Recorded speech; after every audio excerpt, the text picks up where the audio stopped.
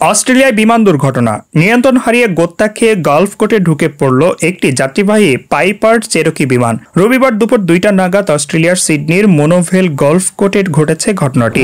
যদিও বিমানে থাকা 2 যাত্রী বেঁচে গিয়েছে অলৌকিকভাবে, সামান্য চোট পেয়েছেন তারা। সেই দুর্ঘটনার একটি ভিডিও ইতিমধ্যে প্রকাশ এসেছে, ভাইরাল হয়েছে ভিডিওটি।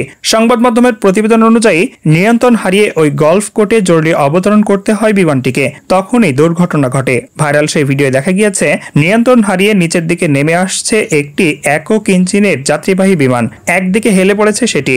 এরপর গোত্তা খেয়ে সশব্দে একটি গলফ কোর্টে আশ্রে পড়ে সেটি, মাটিতে শেষে অনেকটা এগিয়ে থেমে যায়। সঙ্গে সঙ্গে আশেপাশে থাকা লোকজন ঘটনাস্থলের দিকে ছুটে যান। বিমানে থাকা যাত্রীদের উদ্ধারের চেষ্টা করেন তারা, সেই ভিডিও প্রকাশ এসেছে। জানা গিয়েছে দুর্ঘটনাগ্রস্ত বিমানে থাকা 2 যাত্রী প্রাণে বেঁচে গিয়েছে, সামান্য চোট পেয়েছেন তারা। বর্তমানে তারা হাসপাতালে চিকিৎসাধীন বলে জানা গিয়েছে।